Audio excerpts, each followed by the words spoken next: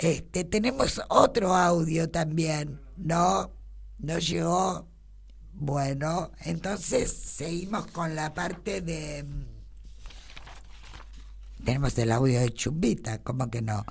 Pero antes de meternos con el audio de Chumbita, que es más ceremonial, Dani, ¿querés leer algo o contamos quién es Chumbita para nuestra audiencia? Sí, no, lo leo yo. Bueno, Bueno, eh, Hugo Chumbita es profesor en las universidades, historiador y, bueno, ya lo dije al principio, en el marco de los 200 años de la independencia, él armó en la Universidad de La Matanza una ponencia sobre los alcances y los objetivos del Congreso de Tucumán. Por eso se me ocurrió llamarlo y, bueno, vamos a escucharlo a él, que me parece que es lo más pertinente en este momento. a ver qué dice de la Casa de Tucumán y lo de San Martín que habías comentado Sí, vos, de la ¿no? historia del Congreso. Dale. Lo que hay que decir respecto a la Declaración de la Independencia es que el proyecto de independizar a las Provincias Unidas de España está desde 1810, a pesar de la llamada máscara de Fernando, es decir, el pretexto con el que se instaló la primera Junta de Gobierno, invocando la representación en caso de emergencia de la corona, que estaba en ese momento presa del emperador Napoleón.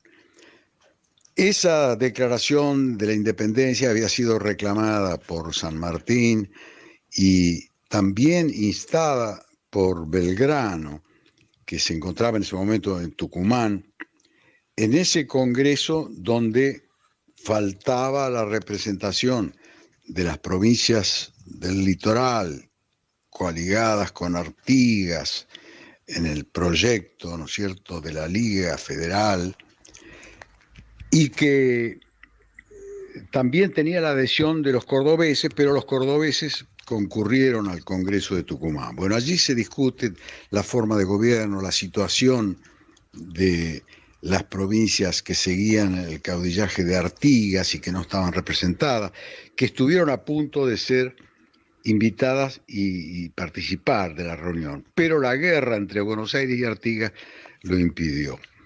El hecho es que en esa declaración de la independencia finalmente, digamos, se blanquea el proyecto de los revolucionarios de la primera hora, que habían sido sobre todo Moreno, Belgrano, Castelli, y que en ese momento, ¿no es cierto?, tiene como principal jefe, líder militar a San Martín. Ese proyecto es el que de alguna manera, ¿no es cierto?, da inicio a toda una evolución de las Provincias Unidas hasta constituir la República Constitucional, y la independencia política, podríamos decir, lograda y concretada en los actos institucionales y en las constituciones posteriores, en realidad va a quedar menguada por la situación de dependencia económica en la que poco a poco entra el país en la época de los gobiernos de la llamada Organización Nacional, que en realidad es la organización del Estado liberal. Y por eso es que incluso en 1947 el gobierno peronista va a declarar la independencia económica, que era lo que faltaba para realmente hacer realidad el proyecto independentista. San Martín era partidario de un gobierno monárquico constitucional, es decir, una monarquía con un congreso representativo y que moderara, digamos, la autoridad del monarca de modo de no caer en lo que se llama el absolutismo. Bueno, ese sistema es el que incluso propugnan los liberales españoles en el momento que San Martín se forma en la península, incluso en contacto con las logias militares que sostenían estas ideas. Bueno, y es también la idea de Manuel Belgrano, que había estudiado en España y que él trae siempre la idea de que es preferible como un sistema de transición entre la colonia y la independencia, una monarquía constitucional. Y Belgrano propone en el Congreso de Tucumán ese sistema que cuenta en ese momento con un ambiente favorable y además propone que el soberano sea un descendiente de la Casa de los Incas, que es la autoridad, digamos, anterior a la conquista hispánica, legítimamente reconocida en América por los pueblos que fueron conquistados y sometidos después al sistema colonial. San Martín adhiere entusiastamente a esa idea de un gobierno monárquico con un inca instalado en el Cusco como un modelo además de organización política que permitía reunir a los países emancipados de España en una gran, digamos, constelación de países que tuvieran su autonomía, pero que estuvieran bajo esa autoridad simbólica del Inca y un Congreso representativo, por supuesto. Bueno, ese es el proyecto americanista de San Martín. Y esa declaración de la independencia fue comunicada a los pueblos originarios en sus respectivos idiomas, en quechua, en aymara, en guaraní, y este fue un mensaje, también un llamado a los pueblos autóctonos para participar de la Revolución de la Independencia, sobre todo con ese proyecto destinado a incorporarlos simbólicamente, ¿no es cierto?, que era la monarquía incaica.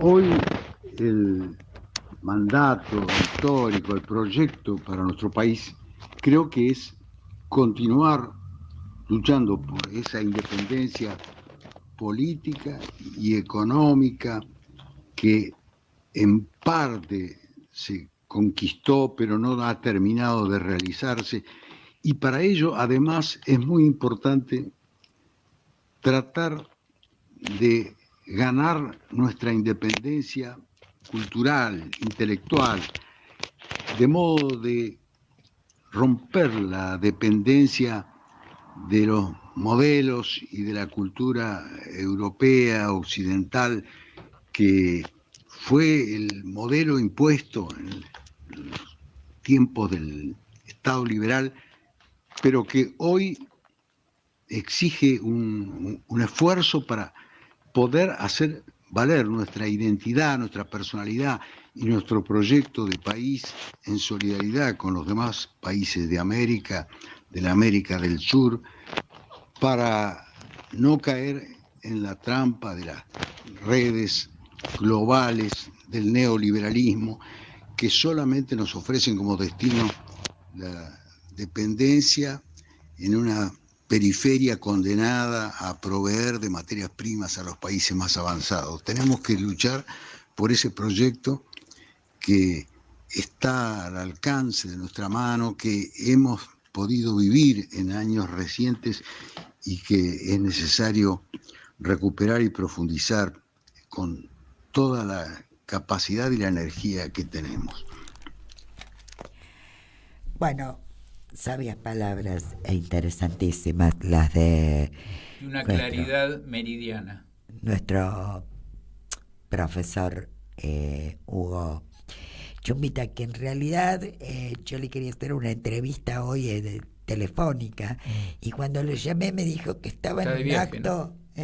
Está de viaje, ¿no? Estaba de viaje, estaba en La Rioja, en los actos, porque bueno, en todas las provincias hoy se está celebrando el 9 de julio, Lo que hay que el celebrar. festejo del y ellos allá van con sus sabias palabras a esclarecernos.